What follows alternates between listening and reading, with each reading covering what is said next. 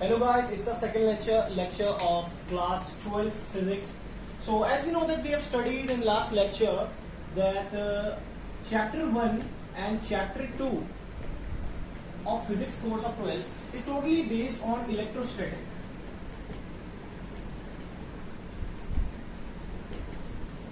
So before starting these chapters, before starting chapter first, हमें पता होना चाहिए कि इलेक्ट्रोस्टैटिक इसका मतलब क्या है. तो इलेक्ट्रोस्टैटिक है क्या? बेसिकली वर्ड इलेक्ट्रोस्टैटिक खुद बता रहा है कि इसमें स्टैटिक आ रहा है. Static means anything which does not change with respect to time, does not change with respect to time. ऐसी चीज एनीथिंग या फिर चार्ज, कुछ भी चीज या फिर चार्ज जो टाइम के according respect to time change नहीं हो रही, वो क्या है? स्टैटिक. ऐसे ही इलेक्ट्रोस्टैटिक का मीन होता है कि ये ऐसी ब्रांच है, ये ऐसी ब्रांच है फिजिक्स की जो डील करती है study of a branch of physics which deals with the study of force, field, potential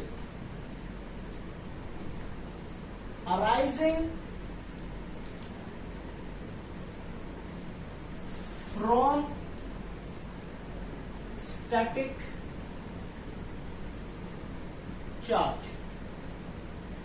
तो डेफिनेशन अपन को बता रही है कि ऐसी ब्रांच किसकी? फिजिक्स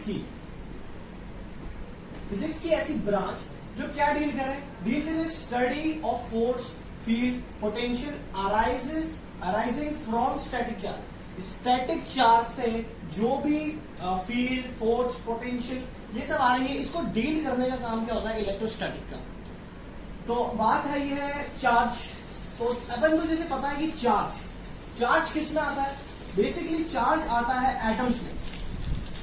तो अब बात करते हैं सीधी अपन एटम्स में. तो भाई एटम क्या है? अपन को पता है एटम स्मॉलेस्ट यूनिट है, एटम स्मॉलेस्ट. लेकिन इसको अभी ब्रेकडाउन तीन चीजों में हुआ है: इलेक्ट्रॉन, प्रोटॉन और न्यूट्रॉन. ठीक है. अब अपन को पता है कि इससे ज्यादा ब्रेकडाउन नहीं हुआ है. पता है? नहीं, गलत. इससे ज्यादा ब्रेकडाउन भी हुआ है. इलेक्ट्रॉन जो है इसका इससे ज्यादा ब्रेकडाउन नहीं हो सकता. पर जो साइंटिस्ट ने प्रोटॉन और न्यूट्रॉन जो इसके एटम के न्यूक्लियस में मिलते हैं, इनको क्या किया है? इनको डिवाइड किया है किस चीज में? फर्दर डिवाइड किया है इनको क्वार्क्स में डिवाइड किया है. किस चीज में डिवाइड किया है? क्वार्क्स को. तो अब क्या किया उन्होंने? जब क्वार्क्स को स्पिन किया तो इन्होंने देखे कि क्वार्क्स भी 6 तरह के क्वार्क्स में डिवाइड हो गए. कौन से थे क्वार्क्स?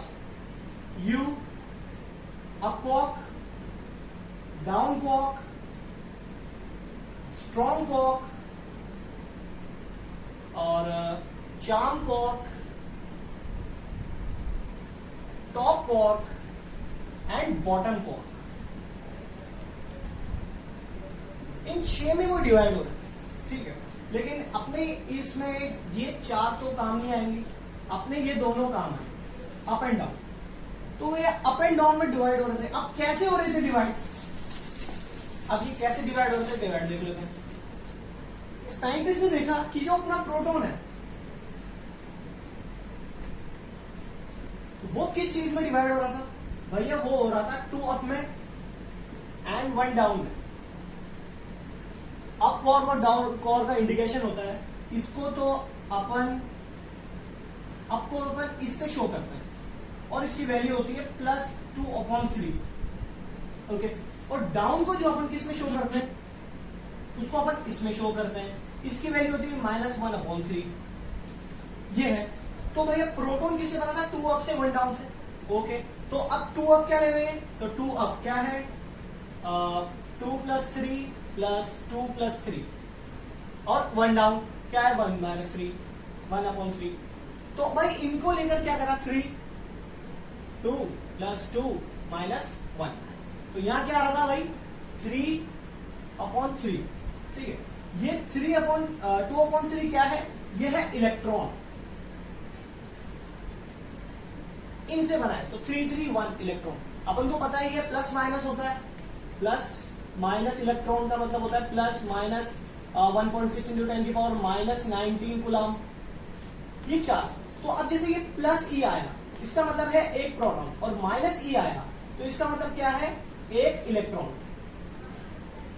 इसका मतलब एक प्रोटॉन और इसका मतलब एक इलेक्ट्रॉन।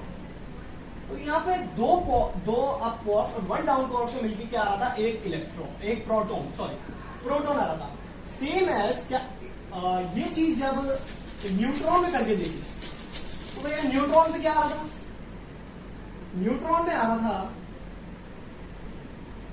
कि भैया न्यूट्रॉन किससे बना है? ये बना है 2 डाउन से एंड 1 अप से। तो भैया इसको अपन सॉल्व किया तो क्या आया? इसको सॉल्व किया तो क्या आया? 2 डाउन से, तो -1/3 माइनस प्लस 1/3 प्लस 2/3, ये क्या? इलेक्ट्रॉन। ठीक है, इसको सॉल्व किया तो क्या आया? 3 3 -1 -1 + 2, ये क्या है? 0.3 हो गया, इसका वैल्यू 0। और अपन को पता है कि न्यूट्रॉन जो है ये न्यूट्रल होता है, इसमें कुछ भी चार्ज नहीं होता, इसलिए ये 0 आया। तो अपन ने क्या क्या देख लिया आज? कि अपन ने देख लिया एटम, इलेक्ट्रोस्टैटिक देख लिया, अपन ने एटम का देख लिया, इलेक्ट्रॉन देख लिया, प्रोटॉन क्या होता है, इलेक्ट्रॉन को अभी आगे और डिस्कस करेंगे, ये तो स्टार्टिंग है। प्रोटॉन न्यूट्रॉन के बारे में जान लिया, क्वार्क्स के बारे में जान लिया, और कैसे कैसे प्रोटॉन न्यूट्रॉन क्वार्क्स से बनते हैं वो जान लिया। तो अब हम क्या करेंगे अगली क्लास में? अपना जो मेन टॉपिक चैप्टर 1 है, ये भी चैप्टर 1 का हिस्सा है। तो चैप्टर 1 जो अपना इलेक्ट्रिक चार्ज एंड फील्ड है, उसको अपन स्टार्ट करेंगे। तो मतलब इलेक्ट्रिक चार्ज को अपन डिफाइन करेंगे उसमें। ठीक है, आज के लिए इतना ही। इनको नोट्स आपके अकॉर्डिंग बना लीजिए। Thank you.